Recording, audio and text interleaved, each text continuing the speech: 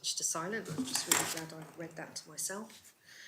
And for the purposes of the recording and the transcript, I'd be grateful if everyone who speaks could ensure that you state your name and role. So if we can begin with introductions.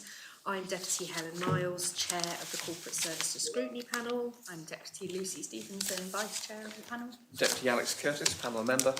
Deputy Max Andrews, panel member.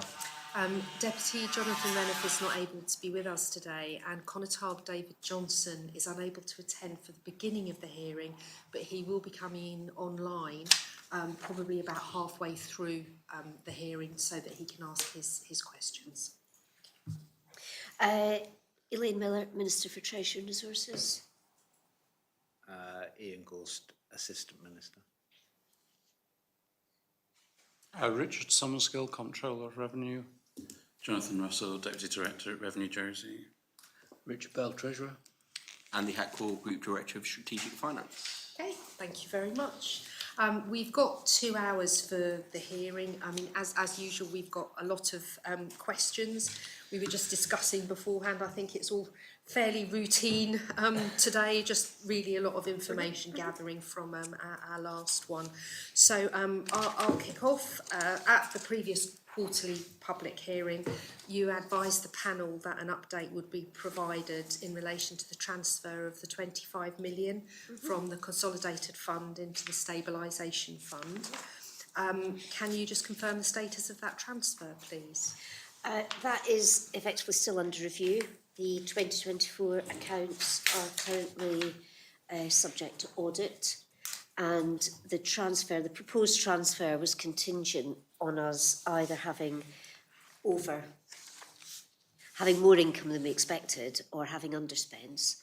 Our initial thinking is that may be challenging to put that amount of money into the stabilisation fund because of lack of capacity, because there isn't the excess income, nor is there excess underspends. So that is something we will have to consider as we go forward, and we have to think what the best use of the available funds are, because clearly, you know, yes, we do need to do something with the stabilisation fund. There's no question about that. It's there to help us, you know, we can put money into it when times are good, and it will then help us, we can take money out when we hit some more difficult economic circumstances. I think even if we do have funds that could be earmarked for the stabilisation fund, we will have to think about whether it's the right thing to do just at the moment, because there's just increasing, just in the last week alone, the levels of volatility we've seen globally. When there is such a lot of volatility, locking money up may not be the best course of action. So it is something that is under very close consideration, and it may be that rather than put money into reserves, we will retain some in contingency for this year. But once we have the final figures, we will be able to make that decision on a more informed basis. How much is in the stabilisation fund at the moment? I don't think a great deal. I don't remember the number, but I think it's virtually exhausted. Am I right in thinking? Yes. Okay. So yes, it is. We have committed to trying to do that as best we can, but it depends on the money being available, and there are other pressures arising all the time. You mentioned the volatility of the markets. Yes. Given the volatility of the markets sort of this week, I think lots of people are saying that we're heading for a big debt crisis. Have you requested any specific economic advice about that, or have you given any specific direction to your officers with regard to preparing our economy for navigating a debt crisis? I'm sure officers will be thinking about that. I don't think we haven't. The FPP came to Jersey in March, and they've met key stakeholders in March. They've been here already. They will have met stakeholders, and we would expect to receive their report in May. So I would expect the report will take into account some of the volatility we're seeing and some of the risks we're seeing at the moment. Right. In terms of any other officer work or So in terms of trying to keep an eye? other officer work, we had a meeting with Treasury advisory panel yesterday just to discuss the investment strategies and any changes to those we would make. Yeah. As with other instances and other large shocks, we maintain the position that we're in for the long term in terms of our majority of our strategies. But we're going to be meeting more regularly.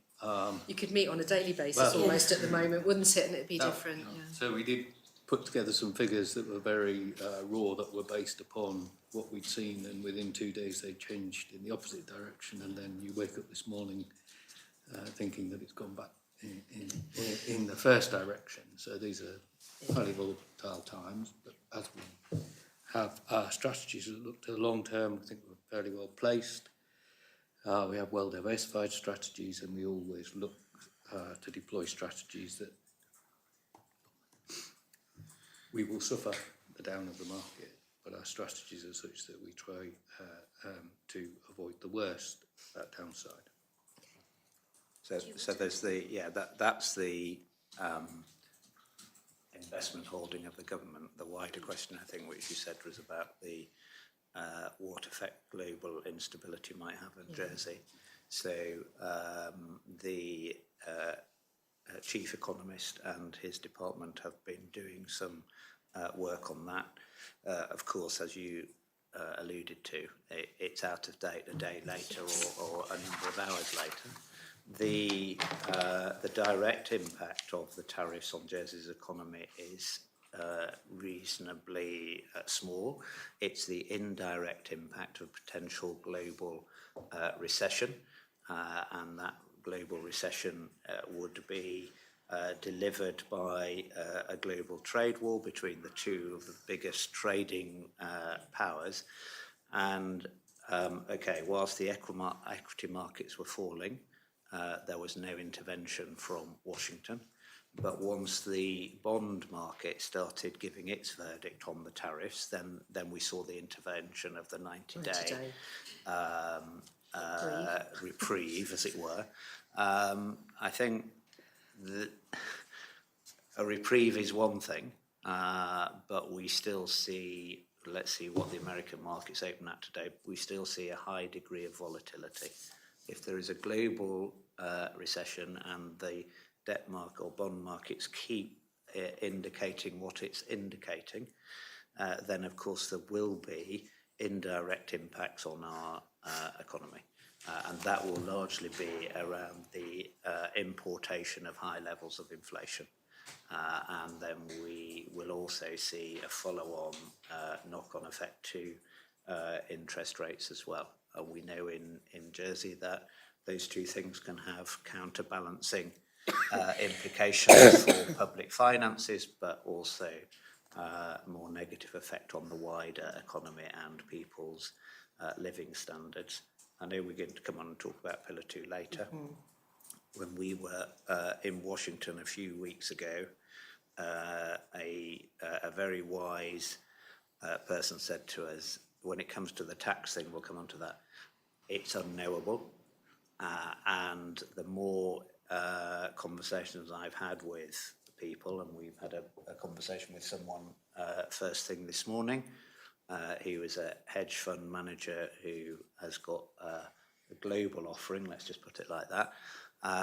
And he was of the view that it is actually unknowable. We don't know what's driving the policy in Washington, and therefore we can't know quite what the policy aim is, and therefore we can't know what the next steps will be. So we have to be, don't Have any? Just previously on the first question the Chair had about the stabilisation fund and underspends, I noticed, Minister, you published a ministerial decision on the underspends for capital projects, in which the remaining £16.4 million from capital underspends that weren't being transferred to projects in 2025 is moving to the Central Reserve, and I think you mentioned that need for flexibility. I just wondered, at the time of having that conversation about ultimately 16.4 million leaving the capital programme back into the General Reserve, what other discussions happened, whether there was a discussion about the stabilisation fund or any other uses for that 16.4 million? Well, I think the 16.4 is being held in reserve for now until we've got the final figures. In terms of the way that money's been allocated, that would have been done in discussion with relevant departments, and capital underspends will have been effectively rolled forward into this year so that people can complete those projects where projects are just behind time. But I think until such time as we have the overall position, once we've seen the audited accounts and we know what we've got to play with, there are, as I say, there are other pressures we're already aware of this year that need to be addressed, and we will then see what's available to either keep in reserve for contingency. And it will be an ongoing process, as Deputy Gore says. You know, once we'll have the FPP reports, that'll help us feed into our budget for next year, and then if in the gap between preparing between May and lodging something else happens, we will go back and ask for further input. So I think we have to keep a very close eye on things going forward. And just on the second part that was in there, that it references that from that up to 3 million will be used to recapitalise the agricultural loans fund, and up to 2.6 million to replenish the court and case cost smoothing reserve and market smoothing reserve. The use of up to is obviously a caveat.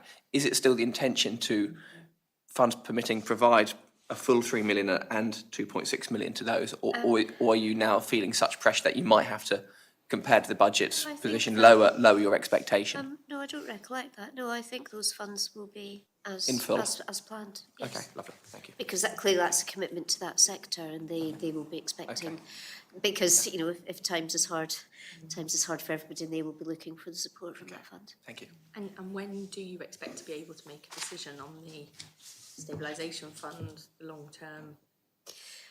Timing on that, Q2? Yeah, so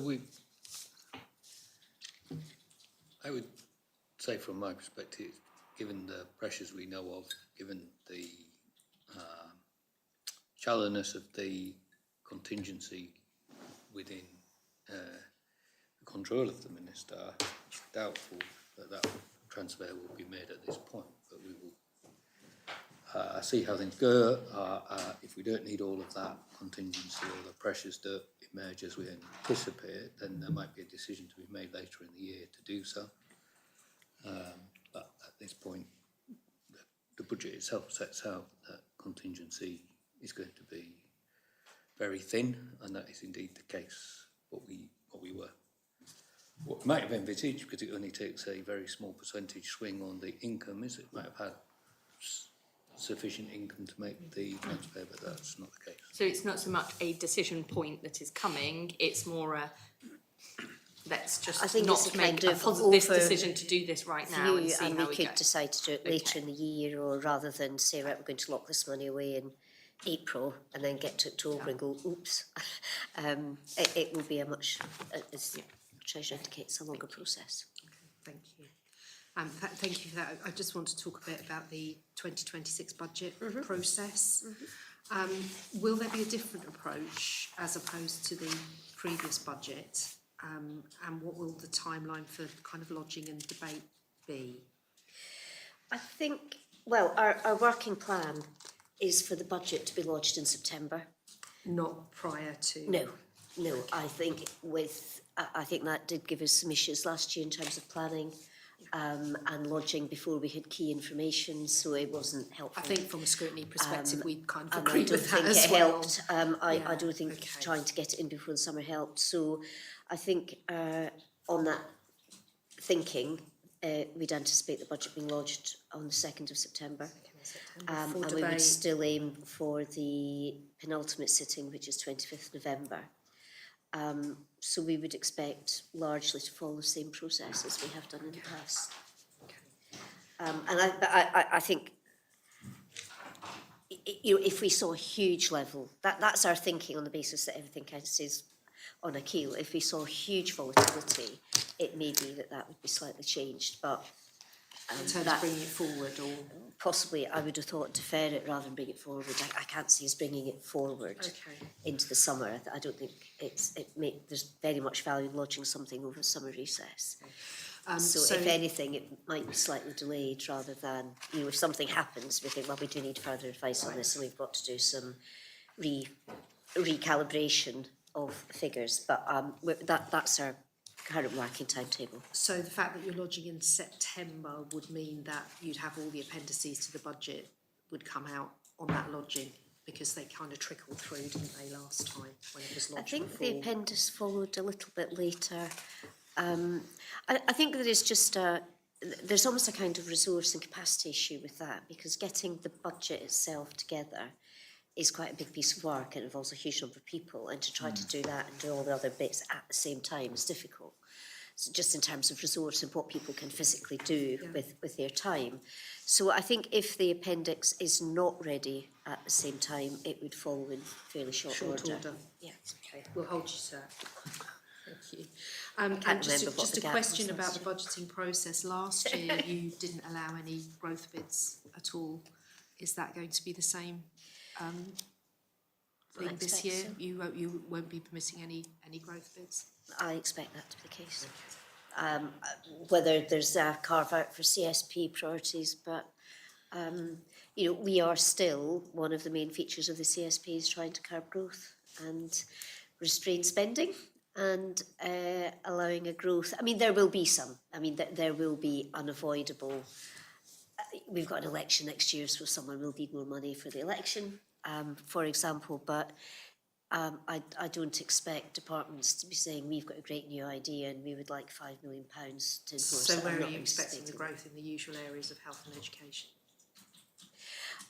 Possibly not even growth, it'd be inflationary growth. Again, unless it's something that's already in the plan in terms of the CSP, we wouldn't be expecting, or the budget as it is, you know, I wouldn't be expecting even those ministers come and say, we've got this great new idea and we want more money for it. I mean, there are things that are already out there where ministers have said we will want, particularly in health. But I think the message to everyone else is that, no, we are where we are. Okay. No, there won't be the whole growth bid process that there has been in the past. I'm certainly not anticipating one. No.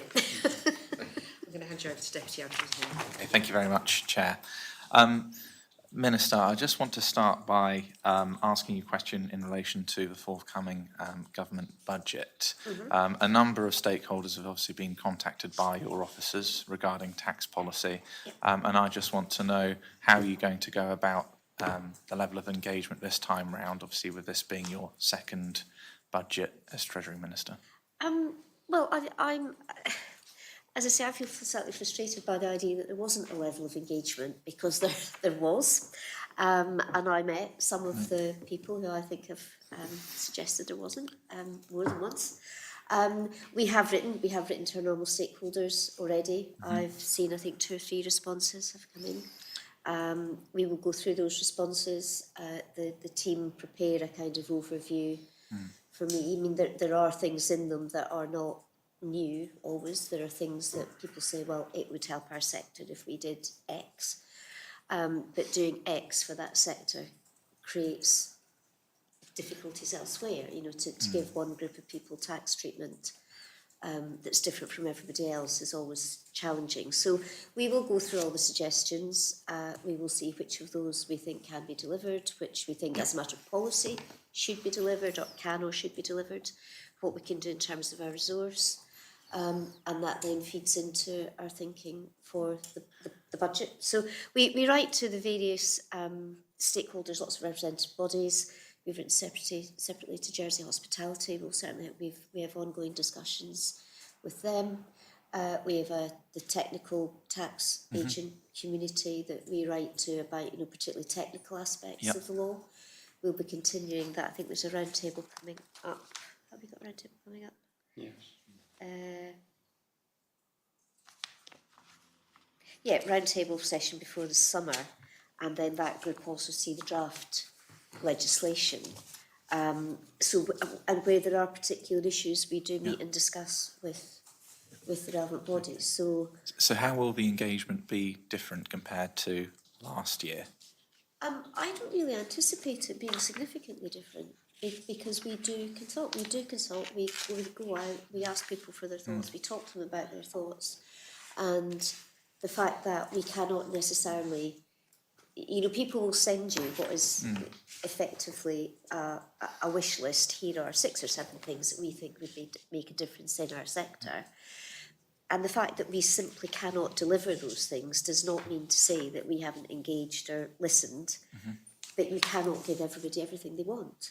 And that is the issue with consultation. It's not a case of not listening, it's just things that you simply cannot. So why do you think? And some of the things they ask conflict. So why do you think there were some stakeholders who, for instance, last year were saying that they didn't feel like they were being engaged? And do you think there potentially could be improvement in terms of the way how those stakeholders are engaged moving forward? I can only think of one. I believe there was one group said that they weren't engaged, and I met that group personally, and we altered our plans to reflect their thoughts. We changed our proposals to meet after discussion with them, and we heard from them, and we changed our plans to do what they to meet their suggestions. Yeah. So I as I say, I find that frustrating. But there are lots of things that you are balancing. You have to balance what our body wants in terms of tax policy with wider policies. There could be health policies, there could be environmental policies, and doing something that suits one group will make another group very cross. So there is that constant balancing exercise. Yes, yeah. And I would hope that people understand that, because we do meet them and discuss it with them. But I would also hope that people understand that we simply cannot, even though we've consulted, we cannot, the fact that we can't deliver what they want doesn't mean to say we haven't consulted and engaged with them. Obviously, Minister, you've mentioned earlier on in the public hearing about the stabilisation fund, and obviously the pressures that are on public finances as well. So are you of the opinion that potentially some of these stakeholders that you are engaged with could potentially be seeing tax increases as a result of the position that we're in at this moment in time in the forthcoming... Tax increases. We're not looking at tax increases. So how are we going to be sustaining public finances at the moment if we are struggling? It depends, when you say those people, it depends what tax increase you mean. We are not, for example, we are not looking at increasing personal tax or corporate tax, but in terms of duties will change, but the duties are arguing they're not necessarily paid by those. If you're a retailer of alcohol, for example, and duty goes up, the duty is effectively paid by the consumer, I would imagine, rather than the retailer. So and we know the issues around duties, how strongly people feel about things like fuel and alcohol duties. Yeah. Okay, I'll move it back to the chair. I don't think, unless, Controller, I've forgotten something that you're doing additional this year. No, I don't think so. And as far as we're aware, we are consulting and engaging with everyone who wants to talk to us. Yep. So if there is anyone we're missing and you know who they are, do please tell us. Okay. Thank you. Thank you. I'm going to hand over to Deputy Stevens. Thank you. And on to Operation Breakwater. At the last quarterly hearing on the 27th of January, you told the panel that you'd not seen, although you'd had a briefing on the project, you hadn't seen an overall structure. The Chief Minister at his quarterly hearing with the panel on the 7th of March and said that you'd been briefed and that all ministers were becoming involved. Could you now update us, please, on the status of your involvement with Project Breakwater? My involvement is largely through the Regeneration Steering Group. My Treasury team have been very closely involved in well, I think Breakwater is no longer Breakwater. It has evolved into a different project, which I think is available. It's the Island Regeneration Plan, which is that has a casts a wider net, and that is now being led by the Chief Minister. So I think what we're doing is we are working through we will work through the funding elements of that. The first kind of the first and most visible thing of that will be the plans for the fort.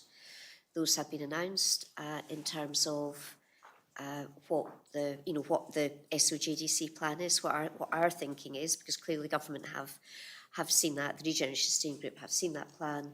We've approved it. It's been published. It will go to public consultation so the public can comment on whether the plans for the fort deliver what they want.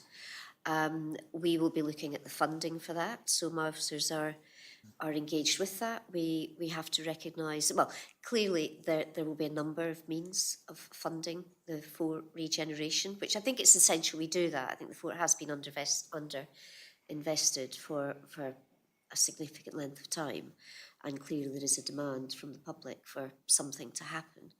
So there will be various elements to the funding. There will be the revenue stream of people going there and using it. It will not be a free resource. People will pay to use the facilities. So there will be some revenue generated. That will not be enough to pay for the capital work. So the initial thinking on that is that there will be some borrowing to pay for the capital works. And I think we're now talking about 110 million. With some addition, it was 90. There's been some add-ons, some new facilities added in, which take it up. But we will look at other opportunities in terms of how that's funding. I think, for example, there's now proposals for a hotel there, and I think that's going to be privately funded. So we will be working on the fort in the first instance. Other elements may come from, there's work on air connectivity, some of which will be funded from the better, it's not the Better Business Support Package, but the overall package that has been put forward into the economic development. So we are working on all of that. And the Regeneration Steering Group, did that exist before, or is that something that's been created? No, it existed, I think it's existed for some time. I think in Deputy Mayor's government it may have been called something else, but it has reverted to Regeneration Steering Group. So that is looking so it's kind of been refreshed, renewed.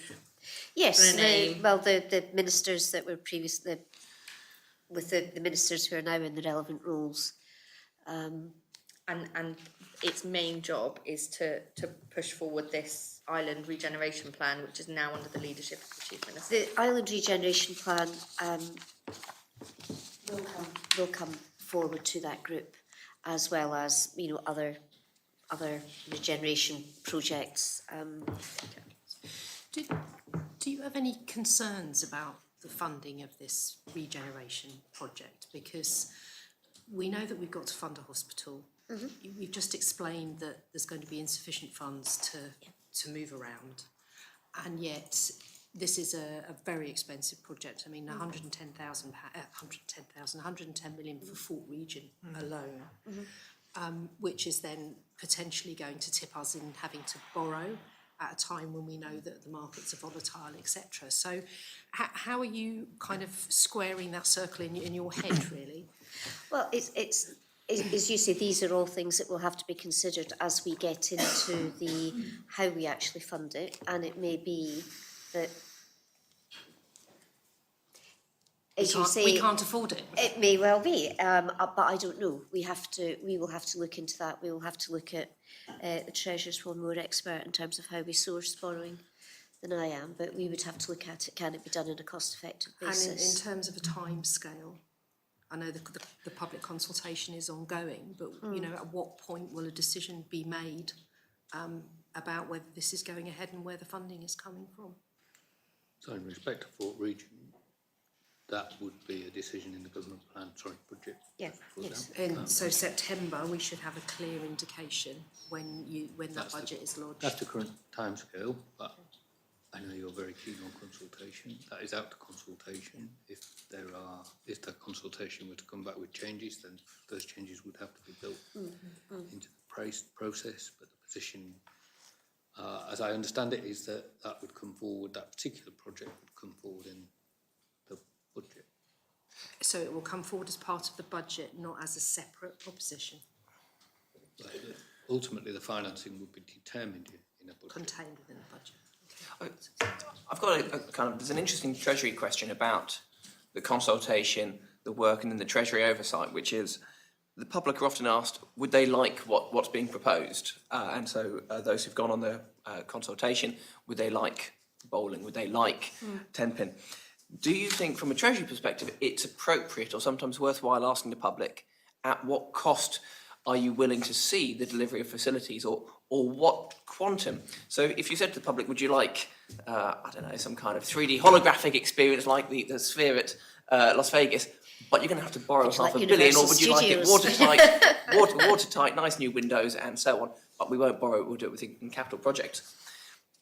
Do you think that level of kind of deciding the kind of the frugal, or the kind of that kind of question about the nature of how we fund is something the public should ever get involved in, or should we just ask them? Because we rarely do, and I just wonder from your perspective, this is a lot of money, this could be borrowing. The public might say, I just want it watertight until we can fund things better. I never want to borrow when I can avoid it.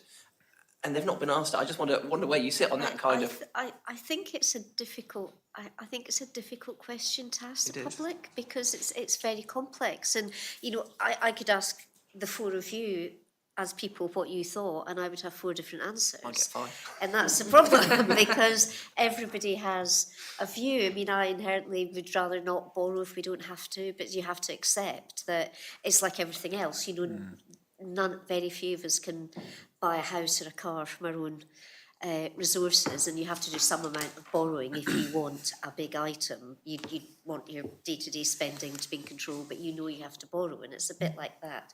For a big capital project, you may have to borrow, and I think the key thing for me is that we borrow in a prudent way, and that we have a clear repayment plan.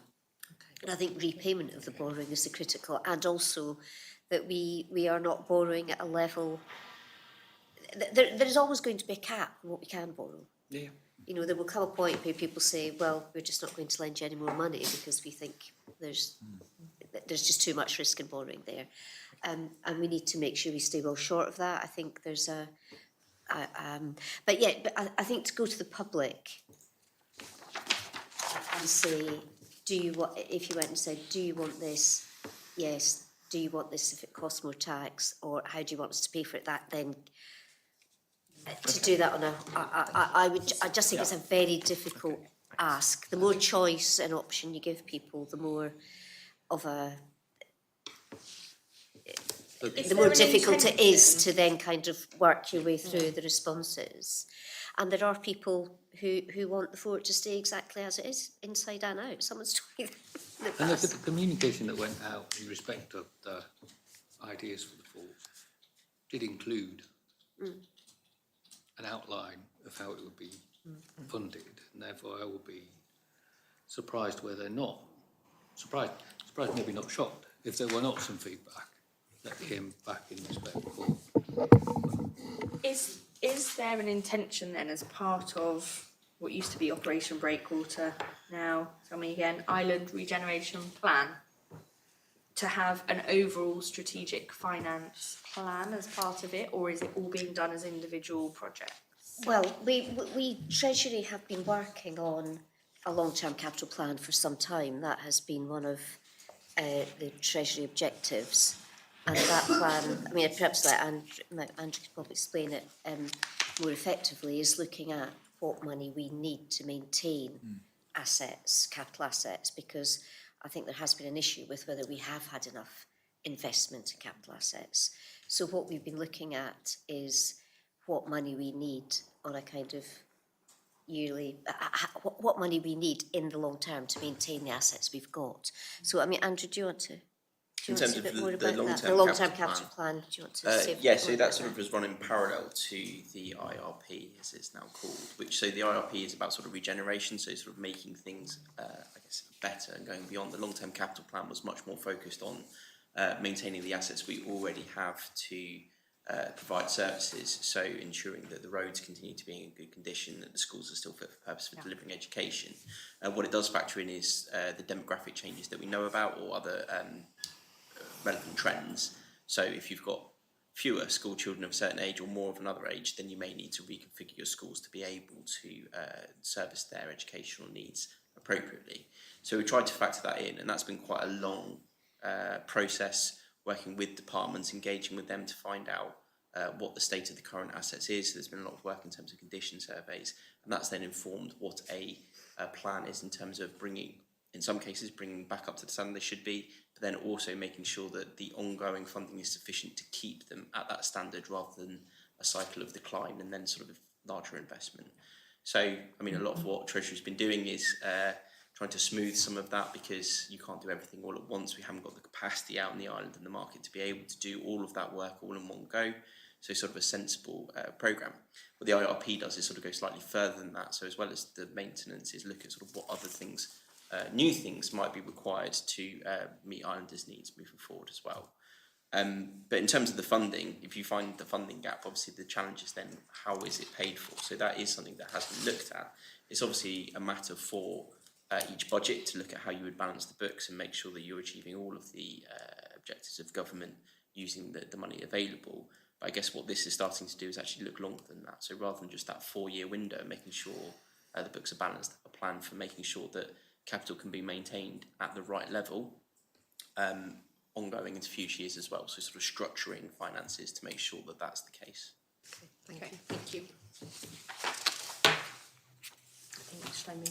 Okay, yeah, thank you very much. Minister, we'll be moving on to the transition to a living wage. I just want to ask, what discussions have taken place with the cost of living group in relation to the transition to a living wage? Well, the cost of living group is chaired by Minister for Sustainable Economic Development, and we have over the last year we have met and we've discussed, you know, the various elements to help transition business. Yep. I mean, clearly the living wage went up on the 1st of April to £13, I think. And then there's another planned increase in April of next year. So the cost of living steering group has looked at the elements of the overall, things like the Better Business Support Package, and all the elements that are being invested into the economy to help businesses with productivity developments, with apprenticeships, with increasing tourism and hospitality. So we have discussed all those. The Chief Economist attends. So yes, we have looked at the overview of what that package is. And at the moment, are there any problem areas that have been identified with the rollout of the living wage package?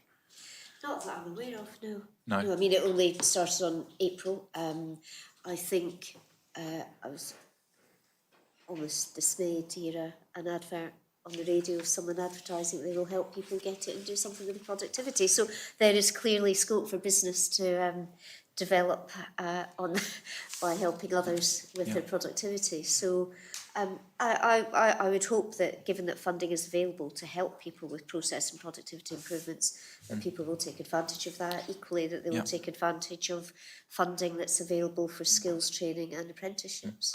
And obviously we see the minimum wage is now catching up to the living wage. As you say, it's increased up to £13.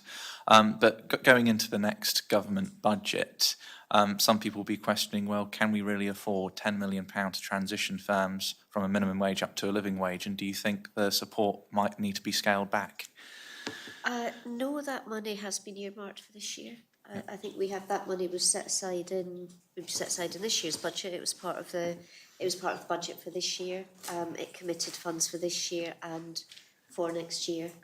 And I think it is important, just in terms of we talk about capital investment, it is important that we invest in the wider economy. I don't see, I'm not aware of any reason why we would want to pull that money back, because it is important that we help businesses adjust.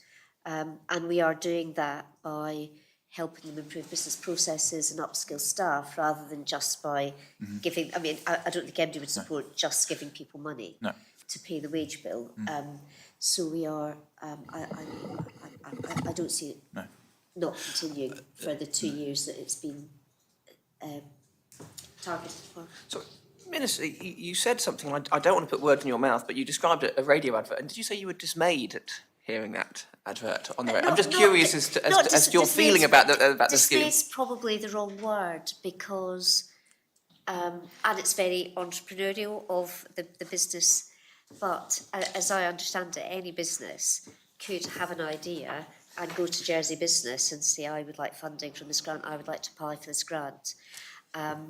But this was a company saying, well, we'll help you with that. Now, maybe that's a good idea. Maybe some businesses do need help with that because they may be thinking, how can we engineer? But it's almost, do people need to engage another business to help them get the grant? And I would have thought the process is simple enough that people should go. Dismay is probably the wrong word. I guess it's interesting. I'm sure. I just thought, oh, it should have been someone who's being very entrepreneurial and using this and looking at a business opportunity for themselves, because I'm sure they will take a fee, but also to help others with improved productivity. So Dismay probably was entirely Okay, so wrong I'll go to back use. straight I think some are being encouraged to help facilitate as well by, but that's just. Possibly, I don't know. I mean, I'm not sure what we're talking to other businesses about, but certainly Jersey Business is running the grant scheme. Yes, thank you. Minister, obviously before the State Assembly reconstituted, there was a report that was published that said that going to a living wage was not really feasible at that time, and now we are going towards a living wage. So obviously the financial support is lasting until 2026. But what is going to happen beyond that in terms of what engagement will happen with businesses? I have to correct you, because that report has been roundly misinterpreted, and I think some very inaccurate things have been said about that report. The report did not say it was not, the full sentence was a statutory living wage is not feasible in the context of certain things. So we didn't just say it wasn't feasible. And a few people have used those, they've taken 4 words out of context. So, now I had a bit of a moan, I've forgotten what your question was. Sorry. So it's just in relation, obviously, the financial support will be ending in 2026. Yeah. So what plans are in place to assist businesses beyond 2026? I think we would hope that businesses will have, the 2 years will be enough with the package that's there, that the first 2 years will be the kind of, oh my goodness, moments for businesses. Yep. And that over the 2 years they will have adjusted with the support, either, as I say, with upskilling, because, you know, if you have more capable staff who can do more, then hopefully that makes them more productive and more valuable employees. Can I also ask as well, at the cost of living group, has it been discussed the impact that the living wage has had on trainees? I don't recollect that specifically, but the part of the package is support for apprenticeships and training. So that is part of the package. Okay, thank you very much, Minister. Thank you.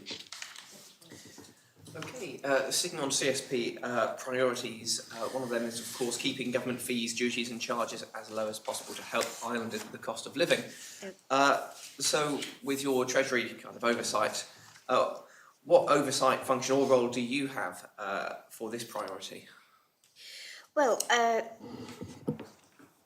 are the sort of fees, duties, charges that are within direct responsibility, if you like, which are mostly AMPO duties, taxes, things like that. And we have tried to, we have applied that kind of overall, trying to maintain or not increase as much as we can in the budget process last year, which led to fuel duty not increasing as much as might have been alcohol duty not increasing as much. We limited VAD to the top three bands, so we tried to not increase duty on sort of what we were all trying to term as average family cars. Turns out some families are more average than others, of course, but we have tried to minimise increases on people who would be buying an average kind of smallish car. So we looked at that, we've increased the tax allowance. And then in terms of other departments largely it sits with them. Any increase of a fee which is more than 2.5% has to come to me for approval. And there's been only limited, I think last year and this year, there has been only limited requests. I presume you're handling those on a case-by-case basis based on the need of a service. But are there instances where you're looking at a request to go greater than 2.5% that you've pushed back on with an oversight to do this, Or have you felt so far all the cases to increase a service greater than that, which requires your approval, was well reasoned and, you know? I think the ones where we have agreed to an increase, and there haven't been many, I don't think I have, so I'm going back to 24, I haven't rejected any because it was a well reasoned. I mean, clearly the relevant department minister has to come and, you know, they come and request it, the minister has to have approved it. And where we have done some increases, it has been things that were very well reasoned and felt appropriate. And often some fees as well. For example, I'm just looking at a judicial gref one. Sometimes fees just do not get increased regularly enough or to come anywhere close to reflecting the cost of providing that service. So the majority, I think, have been in education or through SIPes and infrastructure in terms of the cost of maintaining car parks. And of course, that cost goes up more than 2.5%. So we need to maintain our car parking for the moment. And another part of your function, wider, would be your shareholder representative on boards, on companies that provide services to the public, Port of Jersey, Jersey Post. Have you had conversations in your quarterly meetings about where you've seen, you know, charges to the public well in excess of where the government tries to restrain itself? I'm trying to think. Well, we've talked electricity about their charges. GT, in fact, Between the two, so that's so- largely down to the judgment of the board, or they will learn, that's fair to say, from previous instances if it's not come through the channel. So the significant ones do come through, or they're controlled through the JCRA, for example. So the electricity, if there are ones that haven't been raised in meetings, they would be raised through the no surprises policy. Okay, great. Yes, that's true. But we don't have an agenda item, a standing agenda item saying fees and charges. Okay, I'll very quickly touch on... It may also be, sorry, Deputy Curtis, just to carry on with that, it may also be that although I have the shareholder at an operational level, they may well be discussing those with the Minister who's responsible for policy. So. Okay, great. Very quickly, Minister, you attended a session and spoke at a session by the Policy Centre on a survey they reconducted on the cost of living following a government survey the year prior. And it was called Top Issues for Islanders, and cost of living was one of them. Did you, following that meeting, have any further conversations with interested stakeholders, or did you have any learnings from the discussion that occurred following this year's survey? Not specifically. I mean, I think ministers will have seen this. I don't think it really told us anything. We if we'd all sat down and said, what do we think the top issues are, cost of living, housing, and the hospital probably would have been right up there, and cost of healthcare. So ageing population, people leaving the island, you know, they are all things that we're already aware of and that we're all concerned about as a government. So I think I just don't think it really told us anything that we didn't really know, because although cost of living is still the top issue, it is less so than it was the previous year. One thing that the Jersey Evening Post picked up on this was that government recognised that it was conscious that the views of young people in particular were not well heard. Are you able to advise how we're, as a government, taking on the views of young people and how that kind of deficiency might be addressed? I'm not sure if that's the case, because we do hear from the Youth Parliament. We're listening to them now. Oh yes. Two young people. You're very kind. Yeah. I wish. Yes. Yeah. Exactly. Yes. Point well made, Deputy Gorse. Yes. You know, we have the Youth Parliament who report to government. We've just had the Children and Young Persons Survey, which covers the whole area, and all those things will be taken into account by the relevant policy leads. So I think we do hear from young people, and I think their views are taken into account where we can. I mean, there will be items coming out of the recent survey that I'm sure public health will be thinking about, education will be thinking about. So it's, and there have been various reports where the voice of children and young people are heard. Okay. Very quickly, lastly, you mentioned one of your main controls was AMPO. So with alcohol and fuel being frozen this year, could you describe how you are monitoring the impact of these freezes on the cost of living for islanders? Well, we're only in quarter one. We're just at the end of quarter one. I think it's difficult on things that are relatively... Everybody will buy different amounts of fuel and everybody will buy different amounts of alcohol. So I think it's difficult to really measure the impact. I did have a note somewhere about how those fit. I didn't not sure I put my hands on it, about what the kind of percentage those are in the RPI calculation. And I think they are relatively low. Alcohol is a 6% weighting in the you've got RPI, it. for example. Yes. So we await the first RPI numbers for Yeah. first quarter, and that will say where we are in by category on the retail price index, including these categories relating to fuel and Okay. Thank you. On to CSP priorities and the new hospital. Minister, can you update the panel on your role providing oversight of the new healthcare facilities programme? I believe there's been a first meeting in 2025, was it in January? Yeah, well, I think we met in January, didn't we? Yes.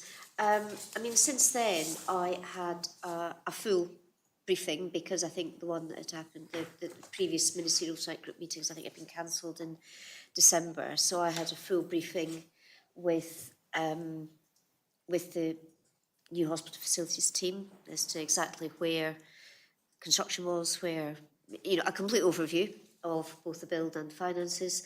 And since then, I have asked for, and as part of that, I've asked for regular monthly meetings with our finance business partner. We have a finance business partner embedded in the project.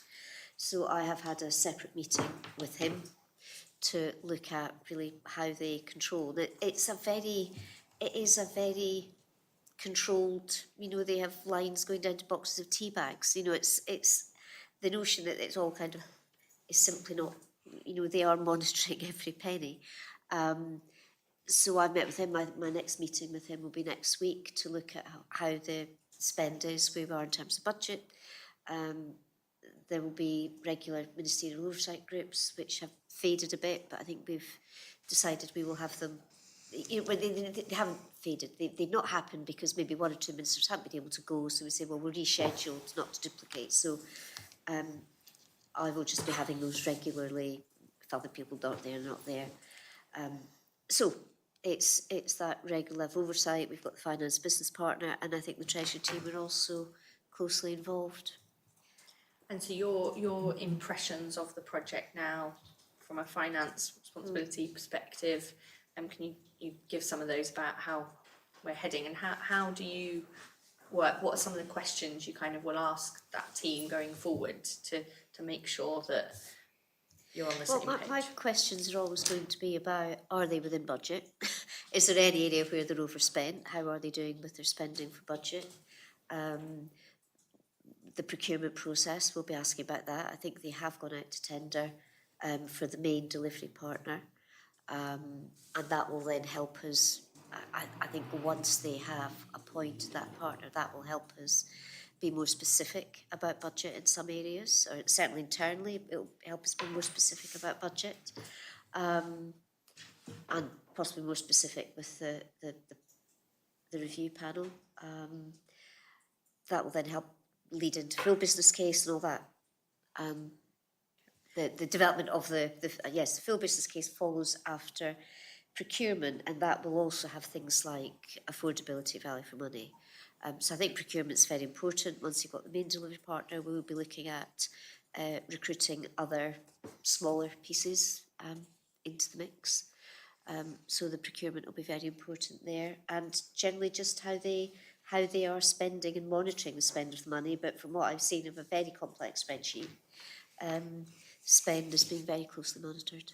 Is it fair to say that you're feeling confident about the process and the financial approach currently being followed? I would say so, yes. Yes, I think we have close oversight, and the people running it are capable, and they know what they have to do, what they're trying to do. They know what the budget is, and we will be, I think they've underspent this year. I don't have the number written down, but I think they have underspent against their government plan budget. That will be carried forward. And that's subject to audit. Clearly that's still subject to audit, but yes, I think there is a strong level of financial control being exercised. They clearly have to look at Green Book principles, and our own public finance manuals, CPMO. There is a lot of control affecting, there are lots of control mechanisms over this project. Thank you. Okay, thank you. Just a very quick question from me about independent taxation and follow up from last time.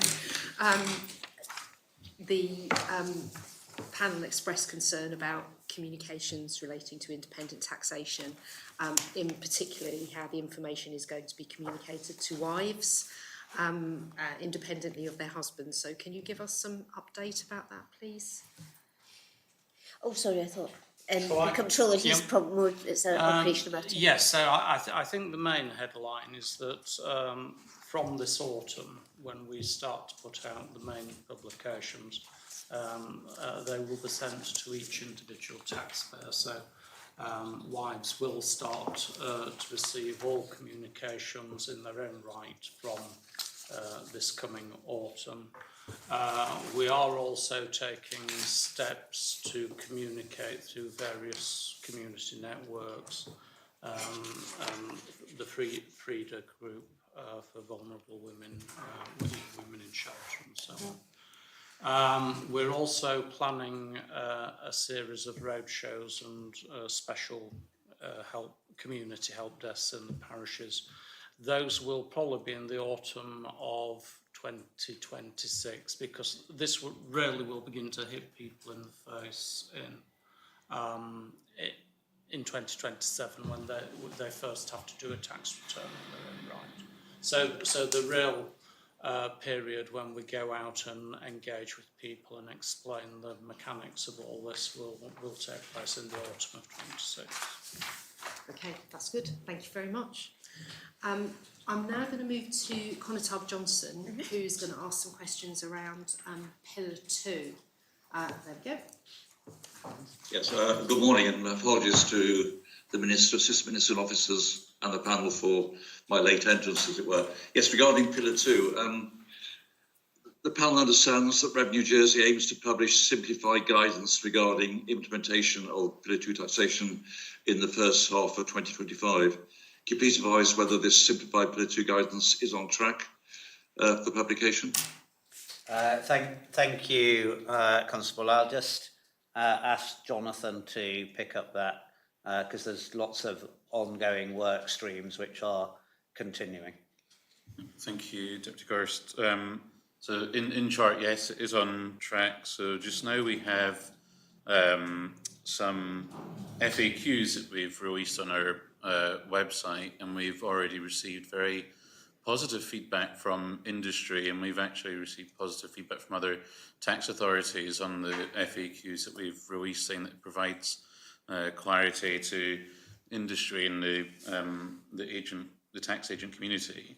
In relation to the further guidance, again, that is on plan. It's currently being drafted, and it will be shared with a industry working group to make sure that they have been consulted from a practical side to see if there's anything additional that would be required before it is more widely circulated. So that's in terms of the first guidance document. What we're also planning to do is publish administrative guidance as well, which would be a live document, which would be able to keep on top of any legislative changes and key dates where there's requirements for those groups that are in scope to make sure that they are complying with the legislation. And finally, just to add to that, we've set up a new dedicated Pillar 2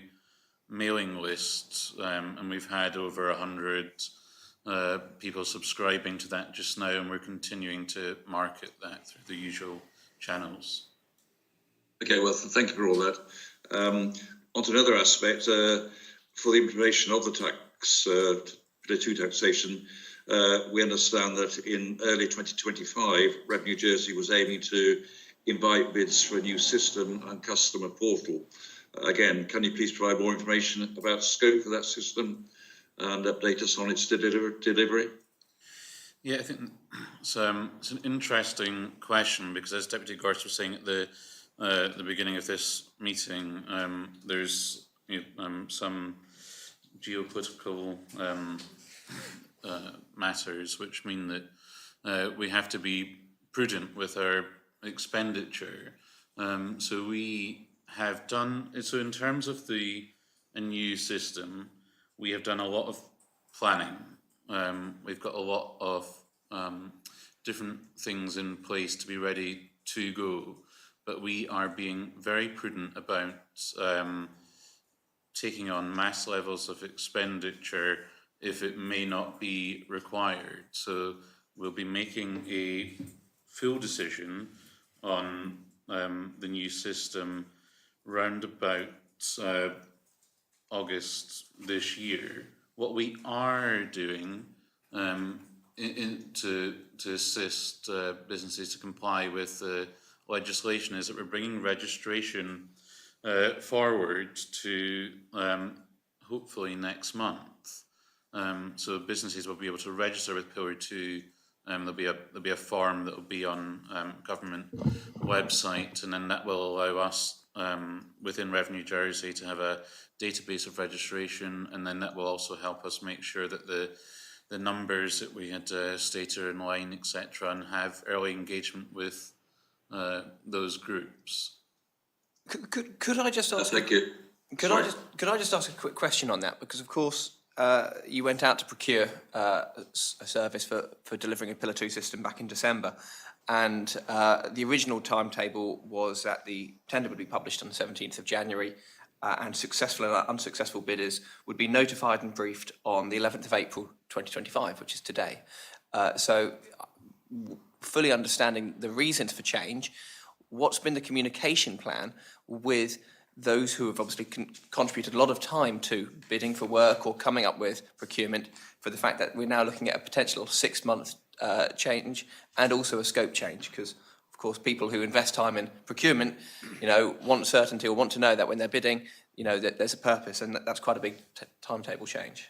So we didn't actually, there was a change of heart, change of plan, after internal conversations that basically said that you could go out to bid for a new system, but it's a new system that nobody's got anyway, or you can think about what are the components that you can in effect separate out and create longer term value for the overall system and the overall governmental approach to technology.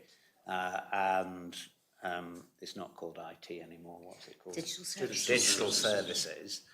And I think certainly from a ministerial team perspective and the officials' perspective, it was felt actually that was a better approach. Okay. And it's not often we can do this in hindsight, because normally it goes the other way. In hindsight, that was absolutely the right thing to have done, because otherwise we would have been, as you rightly say, stuck today with bids, with all of the uncertainty and having to have those difficult conversations and being not sure where to go. So although there is that uncertainty, I think we're probably in a better position than we would have been had we followed that original plan. So whilst you published an expression of interest, you were quick enough to react to changes, and you're confident with the changes you made were an early enough intervention. That's right. Okay.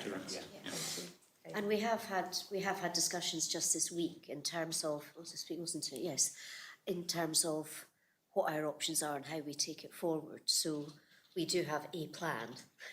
And as John said, that plan will become more concrete in months to come once we've got a better idea of how things might change.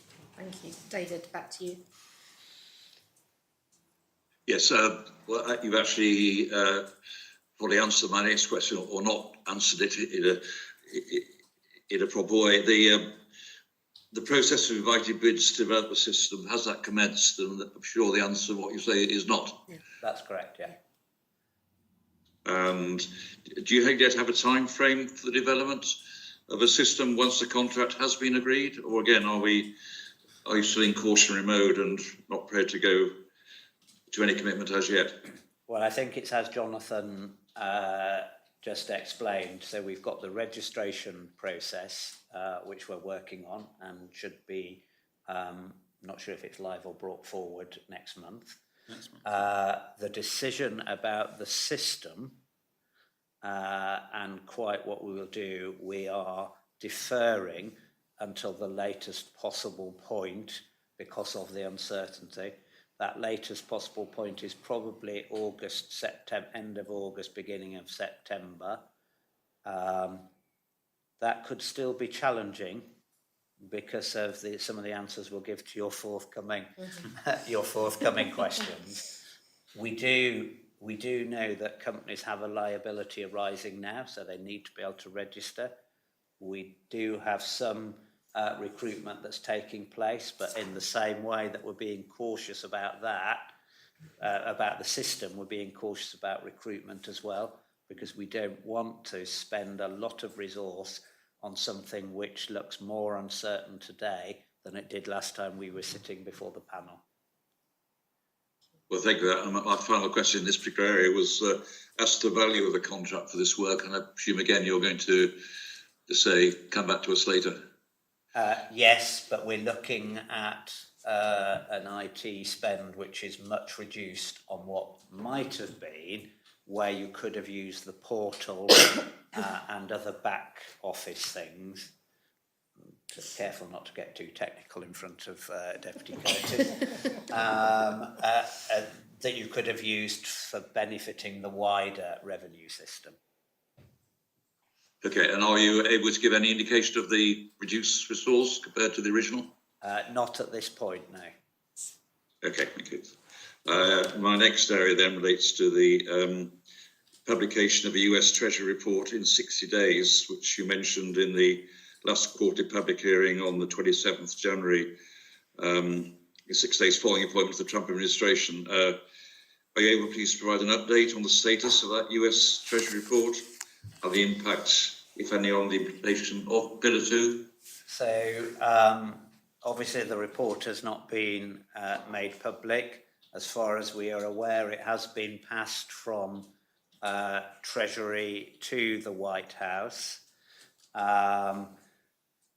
Officials have been at the inclusive framework of the OECD in Cape Town this week. The Deputy Controller, I think that's Cora's title, and I visited Washington just about a month ago now to engage with both Treasury and stakeholders on the Hill, as well as advisory individuals. So the position that the US has outlined at the inclusive framework this week at a high level is not a surprise to us.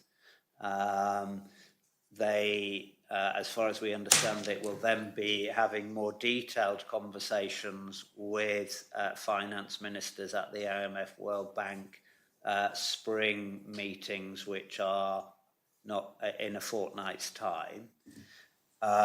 It's fair to say that the US's high-level position is that they want their current GILTI regime to be seen as an equivalent Pillar 2 regime, which seems straightforward when you articulate it like that, but it is a very different regime.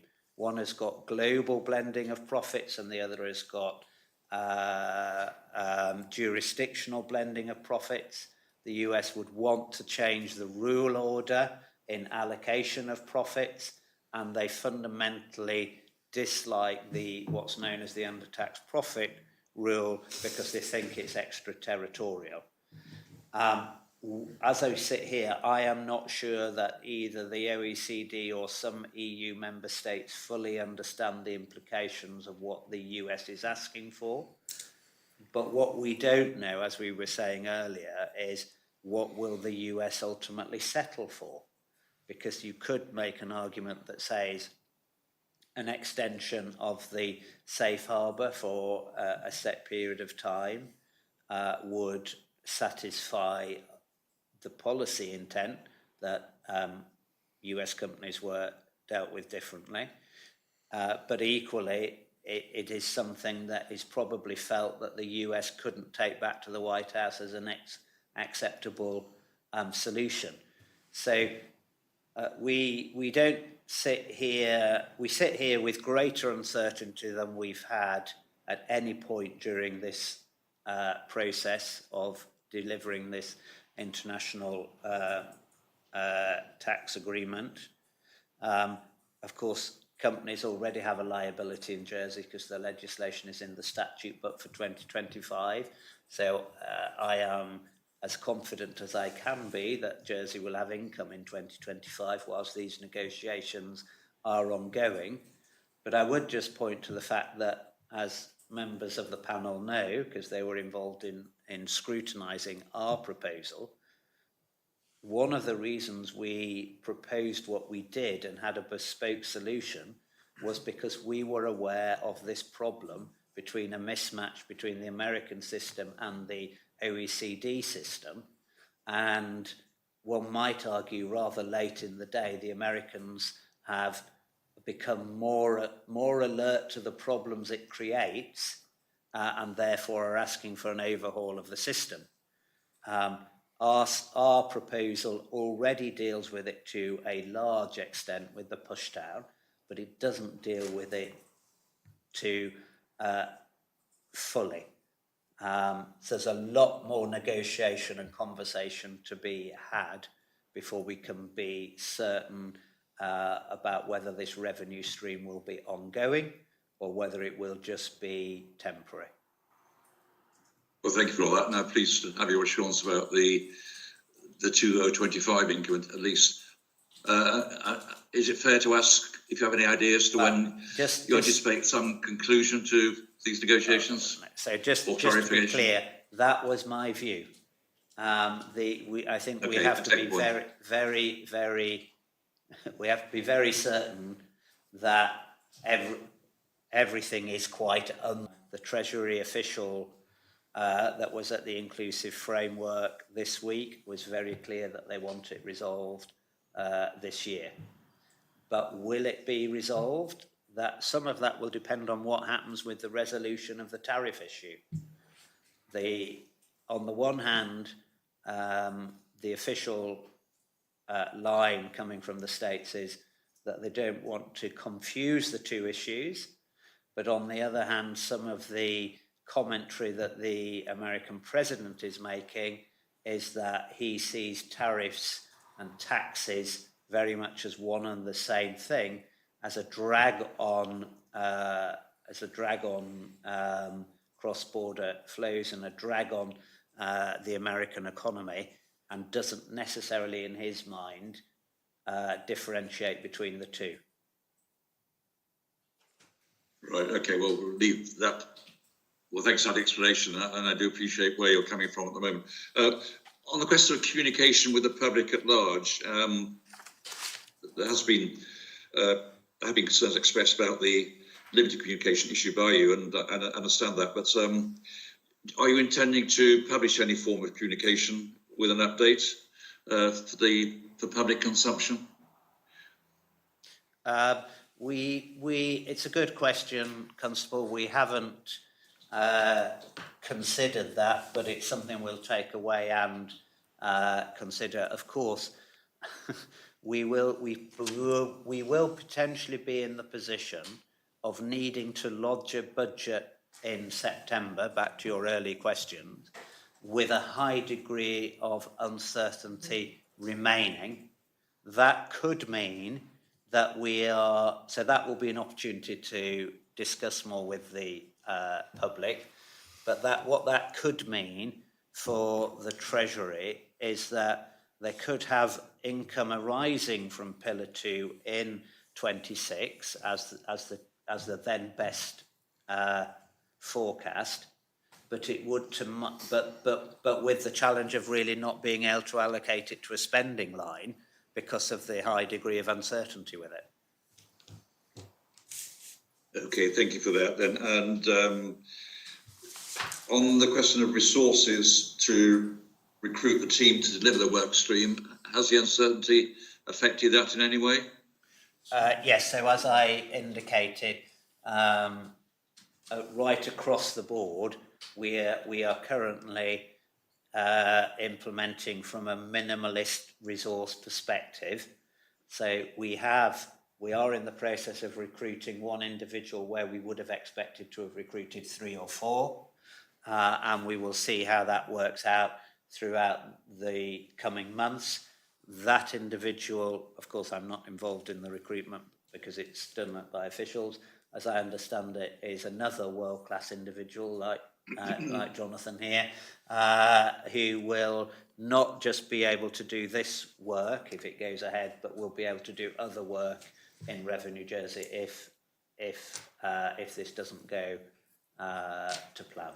I think it's important to add that we've been extremely prudent with recruitment given the uncertainty. So, for instance, my position's been extended to look to be involved with Pillar 2 implementation as part of my existing role. We've also moved a couple of existing Revenue Jersey members of staff so an implementation manager has been appointed from the 1st of January this year. She has experience of implementing new taxes in other jurisdictions, so was deemed the best person for that. And we've had somebody from our domestic policy team being moved into a business analyst role to help support with digital services.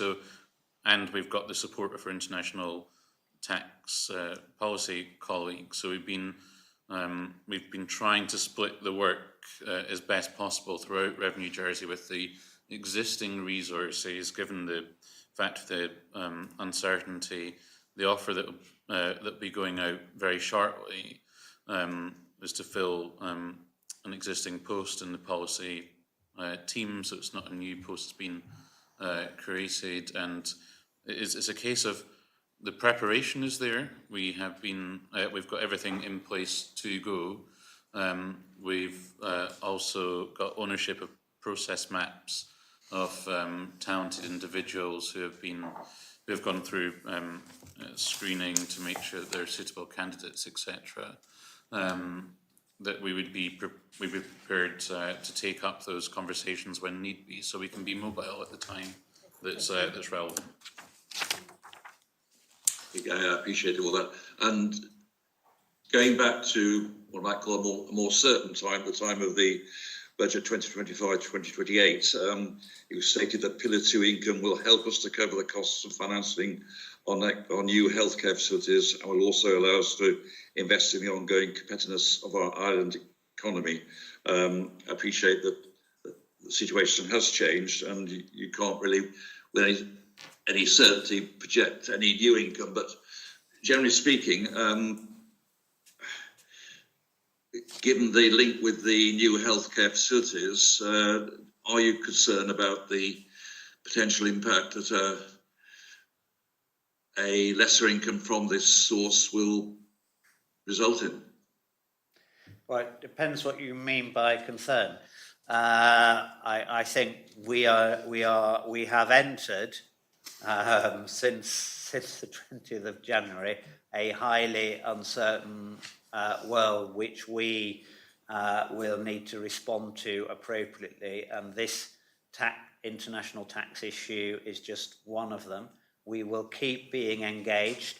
We'll keep officials involved in the conversation because some of the conversations which are now being had are points that we made in the design stage of the OECD Models 1 and Models 2, and it seems 2 or 3 years down the line, our points are now being resurrected by others who agree with us, but it means we have to then respond to that, and there will be effects on the public purse, which officials will need to respond to in thinking about those areas that that money was cautiously allocated to. So we can't stop building the hospital. We have to build a hospital for all the reasons we know. It does put pressure on officials and the rest of government to ensure that they can fund that borrowing for the hospital. The competition question is an interesting one because, again, if we don't have the revenue, does that mean we don't need to think about our competitiveness? In a strange way, if anybody caught by 15 that was 10 goes back to 10 and 0, 10, we just have that 0, 10. We don't have the MSIT regime. Of course, that means that we maintain our current competitive tax regime. But in times of global uncertainty, we have to make sure we are even more competitive than we might have been previously. So we will need to think about how we allocate resources to Jersey's financial services competitiveness out with us not getting this money anyway. So it does present challenges to the public finances. It presents challenges that there will be these pressures that we need to meet, but it also, because of the global uncertainty, as we've said, presents challenges because of rising inflation and the potential economic impact. Well, thank you. That's probably as far as we can go, but can I ask on behalf of Scrutiny, could you keep us informed of developments, if only on a confidential basis, please? Yeah, no, we're more than happy to do that, yeah. And that I conclude my questioning, Chair. Thank you, David. We will stay similarly onto the financing of the new healthcare facilities and the wider island infrastructure. And Minister, I'll actually take a quote for the benefit of those listening and yourself from your 2025 business plan, which says, we will implement the new health facilities funding strategy supported by the Treasury Advisory Panel and our debt advisor. The funding strategy includes the issuance of up to £500 million of long-term debt. So, Minister, could you update us on the implementation of, in particular, the new healthcare facilities funding strategy? I think that I don't think the plan has necessarily changed. The plan was that we would fund the hospital, correct me if I'm wrong, that we will fund the hospital in the immediate and short term through our revolving credit facility. And when the market was right, we would then go in to look for our long-term borrowing. Now, what that looks like, with or without Pillar 2, is something that we will need to consider in the fullness of time. But you might have more of an update. Is there more to be said on that? That's probably the same. It was the position when when you debated the budget. Remains the position that see that the markets are in the place where you would enter into long-term debt at this point. Well, we've met with banks, or Treasury officials have met with banks in the meantime, just to discuss where the markets are, where they see the markets. And by banks, I mean the debt and capital markets teams from those banks. And we maintain the position of utilising the short-term facilities for the time being, keep it under constant review. Obviously, the current level of uncertainty goes outside of just Pillar 2 in terms of where the markets are, where the bond markets are, and therefore where UK Treasury gilts are at, which benchmarks or determines to a great extent how expensive or inexpensive our debt would be. So the current plan is to stick to the plan, but in the knowledge that there isn't a kind of an imminent sight for where the bond market would be preferential. We just don't know yet. Okay. In the same business plan, you state, we will continue to work with departments to further develop the long-term capital plan, identifying capital requirements over an extended time horizon to allow planning for the future funding and investment. So if we could just drill down on what those words mean in practice, could you provide more information on the work being undertaken with other government departments to further deliver the long-term capital plan? I have my notes that were earlier on. We touched on it a little bit earlier on. I mean, the Treasury team have been working. I can't find anything. The Treasury team have been working on the long-term capital plan for some time, and the plan it will be iterative. It will change as time moves on. So a first version is being finalised, and that will show the level of investment we need over I think I can't remember the period of time, but it is over a period of time how much investment we need. So that is something that Treasury have been working on, and that is being developed. We will have to look at how we fund that capital investment. It has to be affordable, as we talked earlier on, and that it also maintains long-term financial sustainability. So that work is ongoing. Can you add anything to that, Andrew? Yeah, so I think it's similar to what we talked about earlier. So if you're specifically asking what we've done with departments, this hasn't been a Treasury-led exercise where we've said, oh, this is how much money you've got, how would you do it? It's very much engaging with the operational side of the whole of government across many, many departments in terms of what are the assets that we currently held. So looking at our balance sheet and actually saying, these are the assets. When is their useful life ending up? What condition are they in? There's been a lot of work with departments in terms of surveying the condition of both the estates and infrastructure, so roads, etc., and coming up with what are those requirements to keep them in the condition that they need to be. So there's a huge amount of granular detail, and I mean it's very difficult to get into all of it in sort of a short hearing like this. But it is an asset by asset based approach, not a you've got an estate, how much do you spend on it, sort of as percentages. It's down to, here's a prison, what is the maintenance requirements for that? How many schools have you got? Each school, what condition are they in? How long are they going to last? Or when do they next need a significant refurbishment or replacement? So it is that granularity, I think, if that's what you're getting at. Well, it's knowing what's going to be published and what that forecasting looks like. So this panel is constituted of members of every other panel. So we have the wide remit from, as you say, prisons to schools to the roads. And I think a long-held ambition is greater understanding as to what the realistic financing requirements are, how that gets prioritised. And it sounds, Minister, you mentioned it will be published, which means the plan will be tangible. It'll be something one can hopefully hold or see. And you mentioned timelines for how far out that long term looks. I didn't know whether maybe then offices would have kind of those dates that we could pin down and expected. What are we currently modelling with departments, kind of that long, what do we mean by that extended time horizon? And secondly, in that consolidation of that package of kind of the estate's requirements, kind of when will that then come to us as scrutiny and maybe the public? So do you want me to do timeline first? Is that helpful? Well, So you've gone then. the Treasury, sorry, I've spoken over my boss. No, So the sort of standard timeline we tend to look at for long term is 25 years, but there is effectively an extension from that, so you can go further if you wish. I guess what I would observe is the further out you go, the more uncertain things become. So obviously the next 4 years, you've got a very good idea of what you need to do. As you go past 10 years, you start to think, well, things will change. Who knows what will happen, what will impact. So 25. Maybe looking towards 40, but 25 is probably the number that we would focus on. In terms of publication, we don't have firm dates of what would be published when. I think what we certainly would like is to use the long-term capital plan to help inform decision-making going into this budget. So initially with COM, and I guess COM can consider how to either incorporate into the budget or publish separately once that process has been completed. That's my expectation. I'm hoping no one kicks me under the table. Yeah.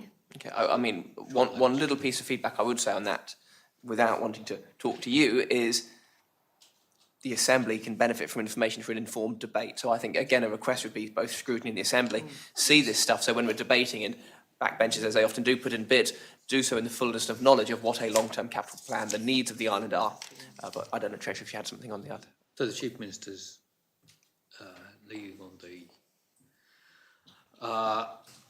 working title of Island Regeneration Plan, which includes the work of the the work Treasury's been leading on the long-term capital plan, and I know he's also considering timelines for publication and consultation. We can pick that up at the next hearing.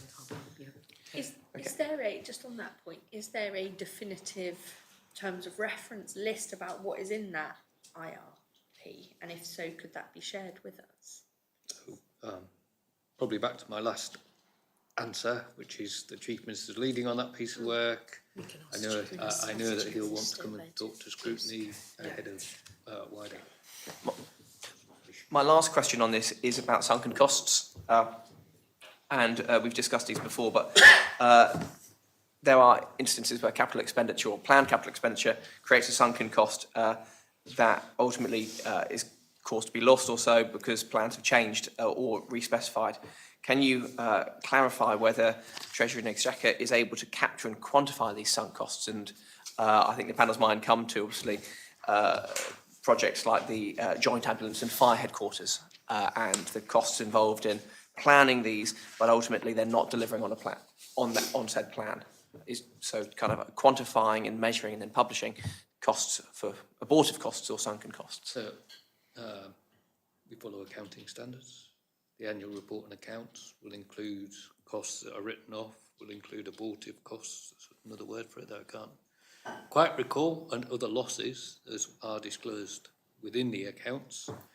Of course, previous years, for example, we've considered the write-down or utility of previous, was it our hospital spend in respect of the current hospital project? That continues again this year. That exercise has been done again. Last year's accounts, so the 2023 accounts, provided that number for that particular write-down. So those numbers are within, what's it, losses and special payments section of the accounts. We probably, if you were to ask us questions in respect to that, we could provide breakdowns of what happens. Can I just make a further observation, I guess, which is when we talk about losses and special payments, it's very much of there's a balance on these things of where the value is derived. So a lot of the work that we've got in terms of feasibility, the whole point is to work out whether something is feasible and affordable. So if you spend money on feasibility work and then decide not to do it, that's not money that's been wasted on the basis that it's money that informed the decision. So it's just there's a slight nuance in terms of what would get captured and what wouldn't. But all spend gets reported in the annual report and accounts on a project by project basis. So you will be able to see where the spend has occurred. Okay, Lisa. And moving on to personal and corporate taxation, we've obviously got the deadline for personal tax returns coming up at the end of May for paper returns and midnight on the 31st of July for online returns. Just for the benefit of the public, can you describe how the timeline for when someone's personal tax return is submitted impacts on the ITIS effective rate generated? And the implications for individuals of that? Well, as I understand it, and I'm sure the controller will correct me if I'm wrong, as I understand it, if you put your tax return in early and you disclose, so let's say you're doing a return for 24, if you put that in 25, the ITIS will only take what it understands you to be earning, what your income is. Now, if in 24 you have income that we haven't seen before, say you do a second job or you have unearned income, you inherit money and you've got interest income, the later you leave it to put your tax return, then the later we will understand that there is additional tax to be paid. So if you put your 24 tax return in January, we will spot that you've got additional income that has to be taxed and will adjust your ITIS rate accordingly. Now, if that's done in January, the ITIS rate will be lower for the whole of the year than if you put it in July and we only spot it in August. There's then a smaller amount of time to recover, so the ITIS rate will be higher for the latter part of the year than it would have been to recover that tax. Is that the broad? Yes, that's right. I mean, basically, the ITIS scheme runs on a calendar year basis. Around November time of the preceding year, we will give everybody who is employed an ITIS effective rate, which is our best estimate of what we think they will need to pay. When they have given us their tax return, we reissue the ITIS rate on that current basis. And this is why it is important, wherever possible, to submit your tax return early in the year, because it gives you the longest time then through the calendar year to pay off the tax. So your rate will inevitably be a bit lower if you file in January, and it will be quite a bit higher if you file in July. Okay, thank you very much for that. But you're still paying the same tax. Yes, You're still paying. It's a smoothing out It's about of how the you time spread to pay. spread out. Fine. I think that's helpful for people to understand. And in relation to personal income tax assessments and personal tax debt, can you set out under what circumstances does Revenue Jersey investigate historical personal tax, income tax assessments? So when are you determining when a tax debt is owed, and how does that process work? Well, then it might be best to separate two things there. Once a tax debt is established and it has gone through any appeal process and it is a crystallised tax debt, then it falls to the Treasury's debt management team to pursue the debt. They have various campaigns and activities which are about seeking repayment of debt. So all debt that is on the Treasury's debt book is pursued over time. I'm not sure if you're thinking about at what point Revenue Jersey chooses to investigate a tax return that has already been furnished to make sure whether it's correct or not. That is part of a risk management process. So every year we will look at the tax returns that we have on file. We will undertake various risking processes, and we will select a number to examine. And the type of examination can vary. It could be a very simple desk examination. It might involve a visit to the taxpayer, and it might involve a more in-depth inquiry if we find evidence that there may be quite a large amount of tax that hasn't been properly accounted for. We do publish an annual compliance programme, which is on the website, and that is where we give advance notice, mainly to the tax agent community, of any particular areas or themes that we're going to be exploring in the coming year. Okay. And at what point would that process be communicated to a taxpayer? Are they aware that their tax return is being looked at early on, or is it only if something's found? Or well, if we effectively open an inquiry into a taxpayer's affairs, there is a very clear process. There's a code of practice, which again is on the internet. We also have a guidance booklet we sent to the taxpayer explaining why we're making the inquiry and what we'll be looking at. Okay. Do you have any off the top of your head how many such investigations might happen in a year? Several hundred every year.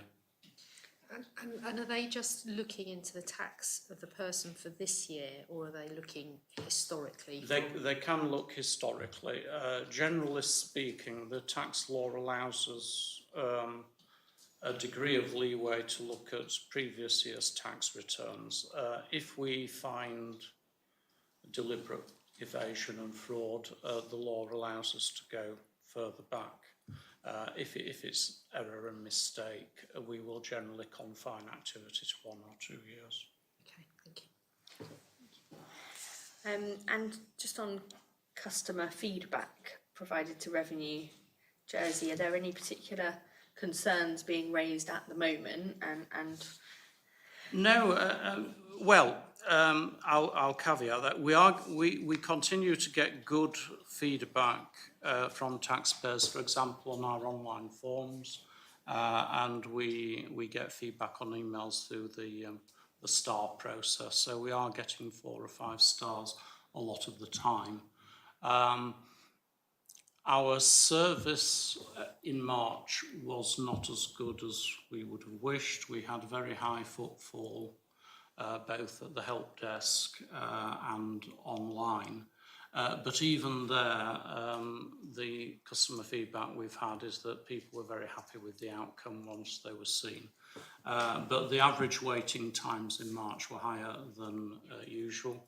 That's partly because more people have filed returns a bit earlier, and we're sending out more tax assessments a bit earlier, and therefore they're coming with questions a bit earlier. And also there has been a debt campaign going on, and so the Treasury has been asking people to pay debts, and invariably people will then come in and ask us about how the tax debt arose, even though we may have told them historically. When you talk about a debt campaign, how far back is that campaign going in terms of debt? Well, it does depend on the debt book at the time. So a lot of our activities in the Treasury will be on debt that has accrued over the last few years. There are some quite old debts on the debt book, and we occasionally have a process of writing those off if we judge that they're just not collectible. Okay, thank you. How, again, off the top of your head, how much is currently on that book? How much is currently owed in? Debts towards the end of the year across all income lines, approximately 360 million. That includes things like That includes, GST and Yeah. Okay. Social Security and COVID repayments. And with So the we current, have done a campaign. We have started writing to people in January where there was a particular COVID scheme where the money is due for repayment now. They've had the deferral plus 3 years and it is now due. so that debt campaign, does that cover all of that, or is that debt campaign just to do with income tax? Well, the COVID one is running separately, I think. That is a... So some of the learning from March is to make sure that some of the activity that's going on within revenue JSE, for example, that might call high footfall for a particular group doesn't coincide with a push in respect of one of those particular taxes. So we do have an integrated committee in it, that looks at tax debt and discusses how we're going to go about recovering that debt. So we will focus in respect to different groups and different taxes at different points in time, depending upon resources. So, for example, you will be aware that we had to have a bespoke campaign in respect of debts for businesses that were deferred during the COVID period. So officers have been focusing heavily on that. They've come out that to now look at personal tax. So we have quite a high number of those still have yet to contact us. So we're going to that third round of communication with them. We go beyond that, we will be using the usual routes for other taxation recovery to communicate or interact with those entities. And then the last question that I've got, can you set out how Revenue Jersey takes decisions to impose tax on annuities paid to non-residents with funds invested in the island?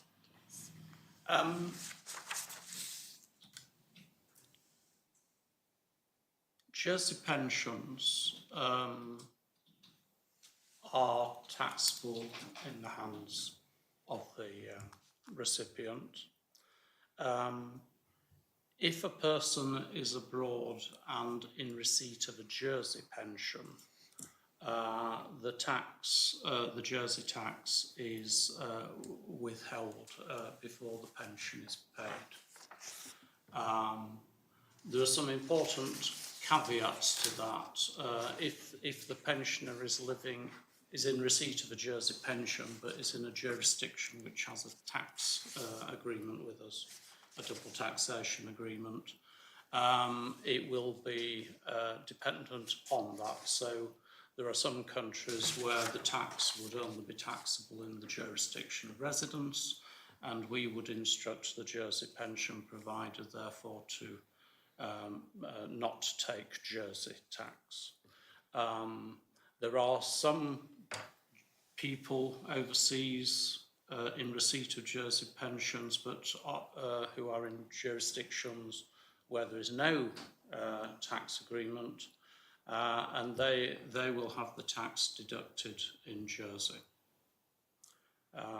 Again, there is a caveat to that, in that if a pensioner living in one of those jurisdictions is a Jersey pensioner and a low-income Jersey pensioner, we have various reliefs we can provide.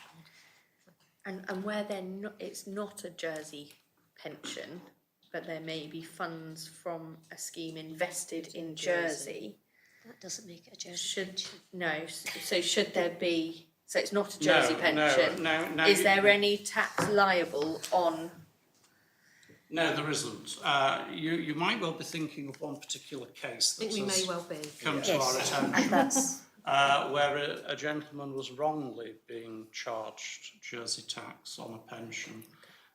The reason for that was that about 30 or 40 years ago, his advisors mistakenly ticked the wrong box.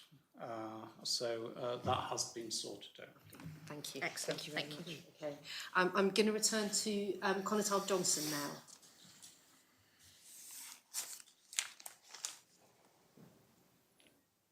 Yes, I'm sorry about that. Yes, I'm mindful of time, Chair, and so perhaps I could ask a general question about review of the MOUs. The basic question I have is the review on track to conclude by the end of May? yes, I believe it is. We have internally, we have Steve Robinson, who's shareholder relations. He's done a revised version which I've reviewed. I've put some couple of additional things in it that I would like to see. We've had feedback from the SOEs on the initial on the current versions, and that is all being compiled into to the extent we can have a precedent, which will then be tailored to the extent necessary for each of the five. We have a meeting arranged we're going to have a meeting with the chief executives, I think on the 2nd of May, to discuss it with them. And then we will produce final drafts later in May. So it is proceeding to timescale. Thank you for that. And you received all the feedback you need from the officers of the various entities, and is there anything there in particular you want to bring to our attention? No, I think I haven't seen the specific, but I think Steve tells me that there's nothing. He hasn't flagged any particular issues that they've raised that causes any concern. And our changes are mostly about just picking up some changes in the corporate governance code. We've put in a couple of additional pieces which I don't think will be controversial, but you never can tell. And yes, it's evolution, not revolution. But the work is coming along to time on those. Okay, and you've kindly offered to send us final drafts. We look forward to receiving those. I have one specific question, if I may, on concerns Jersey Property Holdings Limited and basically the Fort Regent project. You may not know, but there was an oral question raised at the last sitting, which was originally directed to yourself, Minister, as shareholder representative, and then was diverted to the Infrastructure Minister. So could you please confirm where ministerial responsibility for the Fort Regent project rests? The Fort Regent project, I think, rests, as a matter of policy and development, rests, I believe, with the Minister for Infrastructure. I mean, the shareholder role is the shareholder role, and it's about corporate governance and oversight of activity as a whole, but in terms of specific projects. And for example, I think the Minister has selected, Minister JPH have selected SOJDC as a delivery partner. That is entirely within its strategic objectives under the MOU, certainly. But that relationship will sit with, I believe, the Minister for Infrastructure, and he will be the client, if you like, going forward. Well, thanks for clarifying. The basic point is, having been involved with Fort Region projects before, there's always been an element of uncertainty as to where ministerial responsibility lays. So if that is the case, does this actually have a knock-on effect in the sense that the MOU for Jersey property holders might need to be amended, and should in fact there be... I don't see, the MOU is very much about the shareholder relationship and corporate governance and how we expect the company to operate as a company. In terms of what it does at operational level, that sits with the kind of policy leads. So I am not running the Fort project. The infrastructure will run the Fort project to the extent it has government involvement. So it's like Andium. I don't make decisions about housing policy. Housing policy rests with the housing minister, even though I have the, guarantor relationship with Andium. So policy matters sit elsewhere, and the shareholder relationship is different. Now, if there was an issue, if they had some kind of, not falling out, let's not say that, if they had some kind of issue with the way government was dealing with things, they may come to me to say, well, can you go and talk to someone where we've a bit of an impasse? But that doesn't happen often because they deal with that. You know, the Fort will be what they do. That is what they are set up to do. It's an operational matter. And the board will run, I would normally expect the board, who are property professionals, to run that with in terms of whatever contract or terms of reference they've been given by the minister as the relevant part of government. Yes, my primary concern is simply, where does Scrutiny go when he wants to scrutinise the operations of what you've said, the Minister for Infrastructure? Do you have to know, is there an agreement, a formal agreement in place between government and the States of Jersey Development Company as to the development? How is that contract or responsibility manifest? I'm not sure. I think there may be a terms of reference for the Fort, which would be done with infrastructure, but there may not be I don't think I'm not sure if it's right to say there is a contract. States of Jersey is there. Its objective is to work on regeneration, to regenerate assets of government, and that they will do that with the Minister for Infrastructure in terms of what happens, and with government and States Assembly approval. Okay, well, thanks. I think you clarified that infrastructure is the place where scrutiny should go, but I'll leave it at that for the moment, and in view of the time, perhaps they could I hand back to thought the Chair. it's a matter for infrastructure. Okay, thank you. We're coming into our last couple of minutes now. My last questions are just about your legislative programme. It was just to ask for a progress update and whether really you're anticipating any delays or setbacks on the timeline that we've been given. The only one, I think the only one that's slightly, the public finances law, we are planning to amend that to merge the Financial Stability Board and the Fiscal Policy Panel. That has been delayed for the moment because of other demands on the programme as a whole.